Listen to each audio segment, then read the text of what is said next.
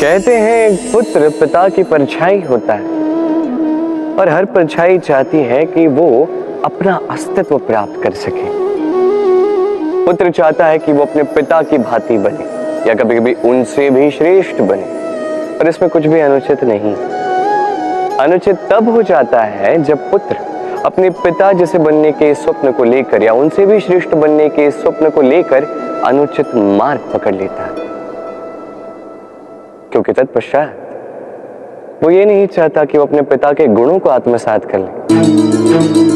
वो बस ये चाहता है कि संसार की दृष्टि में मैं श्रेष्ठ सिद्ध हो जाऊं। ये अनुचित है। संसार में कई सारे लोग इसलिए श्रेष्ठ बनने का प्रयास करते हैं ताकि उनके परिवार के पिता का मान सम्मान बढ़ता रहे। ऐसे भी लोग होते हैं और यही है अंतर उद्देश्य का। स्मरण रखिएगा, यदि आपका उद्देश्य शुभ होगा मार्ग भी शुभ होगा, यदि आपका उद्देश्य अशुभ होगा तो मार्ग भी अशुभ होगा। तो अपने पिता जैसे बनने का प्रयास अवश्य कीजिए, उनसे भी श्रेष्ठ बनने का प्रयास अवश्य कीजिए, किंतु स्मरण रखिएगा आपका संकल्प और आपका उद्देश्य दोनों शुभ होने चाहिए। शक्ति पाना इतना कठिन नहीं है जितना शक्ति पाने के पश्चात उसे संभाल पाना कठिन है। क्योंकि जैसे ही मनुष्य शक्ति प्राप्त कर लेता है उसके मन में गर्व आता है, जो अभिमान बनता है, जो हठ बनता है। इसलिए शक्ति प्राप्त करने के साथ ही विनम्र होना अति आवश्यक है। और ये हमें सीखना चाहिए वृक्ष से। वृक्ष जो हमें फल देता है, वृक्ष जो जितने फल देता है उतना ही झुक जाता है। हम पत्थर मारते हैं उस वृक्ष पे फल प्राप्त करने के लिए, उस पत्थर की मार सहकर भी वृक्ष हमें फल ही देता है। कोई गर्व नहीं, कोई अभिमान नहीं, और इसलिए किसी वृक्ष की पूजा की जाती है। ये होती है महानता शक्ति के साथ विनम्रता की। यदि ये शक्ति सृजन करती है, सहारा बनती है, संबल बनती है, तो ही ये उपयुक्त है। अन्यथा ये शक्ति एक दिन आपको अशक्त अवश्य करेगी। तो शक्ति अवश्य प्राप्त कीजिए, किंतु उसके साथ उस शक्ति को संभाल सकने का विवेक भी आपको जागृत करना ही होगा। अहंकार अत्यंत बलशाली होता है। यह अहंकार मनुष्य को कभी झुकने नहीं देता। अद्भुत है, यही अहंकार जो मनुष्य को कभी झुकने नहीं देता, यही उसके पतन का कारण भी बन जाता है। जहां मनुष्य ये सोचने लग जाता है कि केवल वही योग्य है, वहीं से उसका पतन आरंभ है कि नहीं। देखिए, यदि कोई व्यक्ति ऐसा सोचता है कि मैं ये सब कुछ कर सकता हूं, तो ये विश्वास है। किंतु यदि वो ये सोचता है कि केवल मैं ही ये सब कुछ कर सकता हूं, तो ये अभिमान है, अहंकार है, और ये आपको नाश की ओर अवश्य ले जाएगा। स्मरण रखिए, जब मैं और केवल ये दोनों एक हो जाते हैं, वहां से आपका पतन आरंभ हो ही जाता है। तो आप कभी भी इस अहंकार के चक्रव्यूह में मत फंसिएगा। विश्वास कीजिए स्वयं पर भी, दूसरों पर भी, और स्मरण रखिए विश्वास से ही विश्व की हर एक वस्तु वास करती है। तो इस अहंकार को त्याग दीजिए। मनुष्य अपने जीवन में ईश्वर को बहुत मानता है, उसके लिए क्या कुछ नहीं करता, भिन्न भिन्न नामों से उसे पुकारता है, उसकी पूजा करता है, आराधना करता है। वो जानता है कि ईश्वर उसे शक्ति अवश्य देंगे, उसके सहायक वो अवश्य होंगे।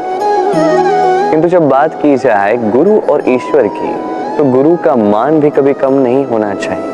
क्योंकि सत्य कहूं तो गुरु ही वो सीढ़ी है जिस पे चढ़कर आप ईश्वर तक पहुंचने का मार्ग ढूंढ सकते हैं। वो मार्ग आपको गुरु से ही मिलेगा।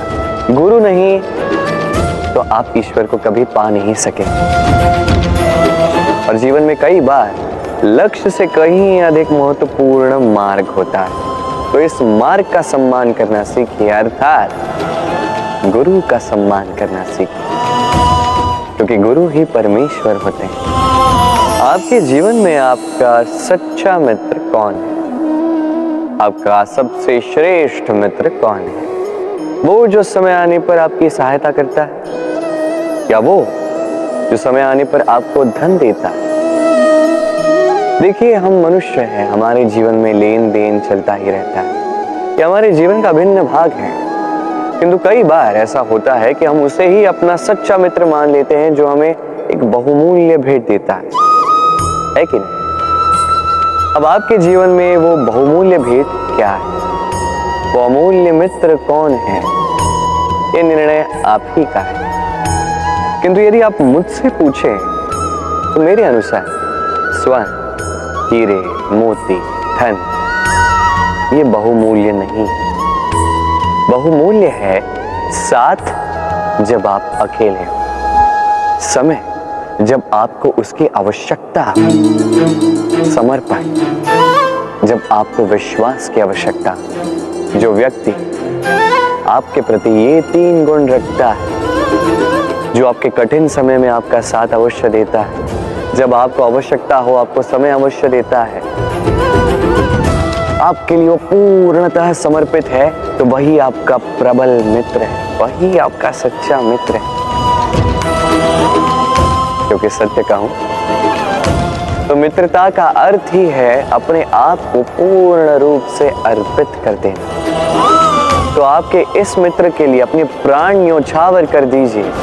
मनुष्य जीवन में 3 काम अवश्य करता है, कुछ देता है, कुछ लेता है, तो कुछ त्याग देता है।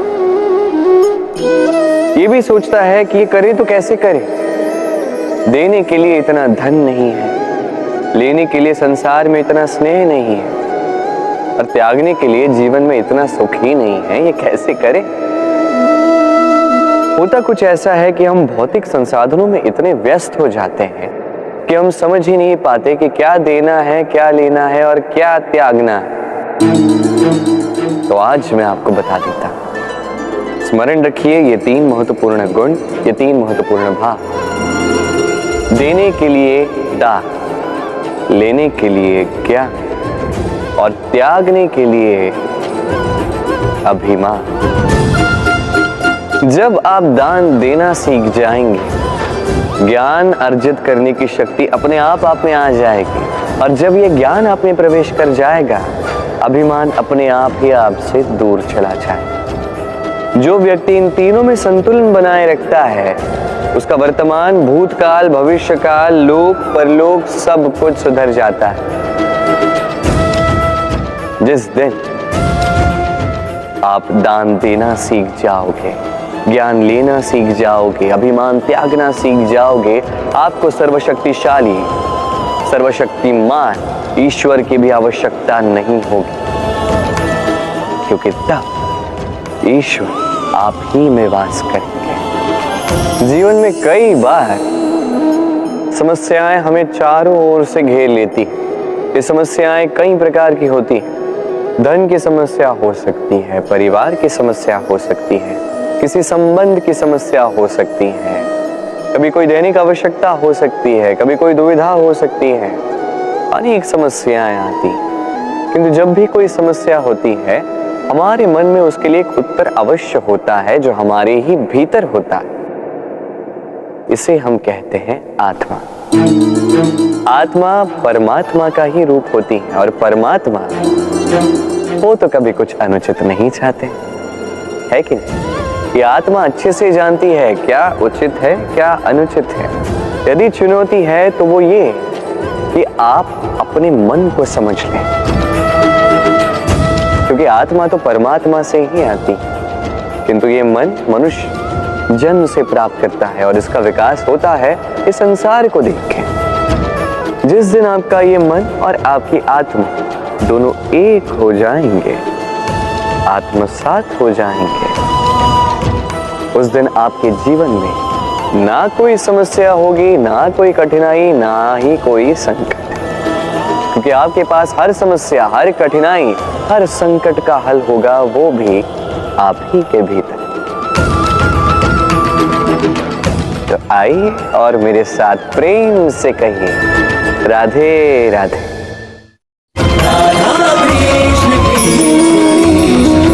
सूर्य की किरणें कितनी दिव्य होती हैं ना। प्रतीत ही नहीं होता कि ये सूर्य रात्र भर अंधकार से जूझ रहा था। ये सूर्य प्रतिदिन उदित होता है, ये भुलाकर कि पिछली सांझ में ये डूब गया था। फिर से उदित होता है, सारे संसार को प्रकाश देता है। यही अंतर है हम में और सूर्य में। सूर्य बीती को बिसार कर आगे बढ़ता है, हम प्रतिदिन भोर में उठते हैं, वही पुरानी बातों को साथ लेकर चलते हैं, उसी कड़वाहट में स्वयं को लपेट लेते हैं।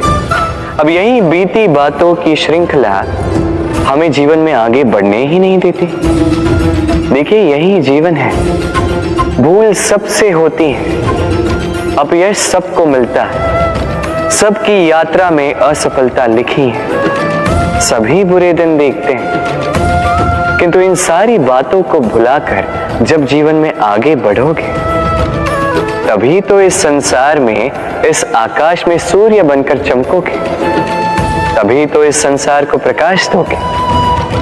इसलिए प्रतिदिन जागिए, एक नए जन्म के साथ, एक नए उत्साह के साथ, एक नए लक्ष्य के साथ, क्योंकि ये बीती बातें आपको पीड़ा देने के लिए नहीं है, केवल शिक्षा देने के लिए होती हैं। राधे राधे। नवरात्रि का पर्व आरंभ हो चुका है और ये पर्व अत्यंत भव्य है, क्योंकि ये पर्व जगत माता से जुड़ा है। मां कितना छोटा सा शब्द है, किंतु ठीक से देखो तो समस्त संसार इसी शब्द में समा है। मां जो अपनी संतान के लिए हर संभव प्रयास करती है, कुछ भी करने के लिए सज्ज रहती है। मां जिसका सबसे बड़ा गुण निश्चलता, मन में ना कोई पूर्वाग्रह, ना कोई भेदभाव, ना कोई छल कपट, और इतनी भोली होती है मां। संतान भले ही झूठा रो दे, मां को लगता है कि कदाचित वास्तव में भूख लगी होगी। मां चाहे जन्म देने वाली हो, चाहे पालने वाली, स्वर्ग, ये स्वर्ग हमें मां के चरणों के नीचे ही प्राप्त होता है। इसी मां को हमारा शत शत प्रणाम। राधे। सहनशीलता मां का दूसरा सबसे बड़ा गुण। कहते हैं कि धरती से अधिक सहनशील और कोई नहीं। उसे खोदने के पश्चात भी धरती हमें फसल देती है, किंतु मां, ये मां धरती से कम सहनशील नहीं। तनिक सोचिए, 9 माह तक संतान को अपनी कोख में रखना, क्या ये सहनशीलता कोई पुरुष दिखा सकता? क्या ये सहनशीलता कोई पिता दिखा सकता है? स्त्री में शील भले, सहनशीलता की परिभाषा उसे मां बनने के पश्चात प्राप्त होती है। स्वयं का अस्तित्व भुलाकर संतान का अस्तित्व बनाती है। शिशु की लात खाकर भी आनंद से उसे दूध पिलाती है। ये होती है मां, और इसी मां जननी को हमारा शत शत प्रणाम। राधे राधे। मां का एक और सबसे महान गुण, स्वयं को ढालने की अद्भुत शक्ति। जिस प्रकार एक मां स्वयं को ढाल सकती है और कोई नहीं कर सकता। मां एक महानदी की भांति है, जिसकी ऊर्जा असीमित है, किंतु अहंकार बिल्कुल नहीं। जिस प्रकार एक नदी ढलान के अनुरूप मुड़ जाती है, उसी प्रकार एक मां अपनी संतान के अनुरूप ढल जाती है, चाहे जैसी भी परिस्थिति हो। उसके सोने के समय के अनुरूप स्वयं का सोना, उसके जागने के समय के अनुरूप स्वयं का जगना, संतान की इच्छा का भोजन, वो स्वयं का मनपसंद भोजन बना लेती। ये माँ का आंचल ही तो है जो धूप में छाप बनकर आता है, जो शीत में कंबल बनकर आता है। माँ ऐसी होती है कि संतान की निद्रा ना टूटे, इसलिए एक करवट सोने का अभ्यास कर लेती, और इतना स्वयं को केवल वही ढाल सकती है जो संतान की ढाल बन सकती। इसी मां को हमारा शत शत नमन। राधे राधे। मां के दो और सबसे महान गुण, साहस और संबल। साहस ये कि वो अपने संतान के लिए कुछ भी कर सकती, और संबल ये कि वो अपनी संतान को कभी टूटने बिखरने नहीं देगी। तनिक सोचिए, जब भी आपको चोट लगती है, चीख से पूर्व मां का नाम मुख में क्यों आता है?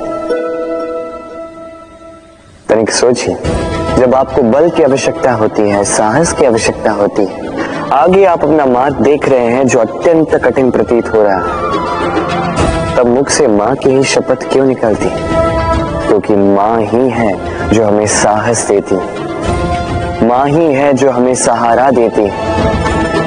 मां जानती है कैसे हमारी उंगली पकड़ के हमें चलना सिखाना है। मां ये भी जानती है कि कैसे कान पकड़ के हमें उचित मार्ग पर लाना है।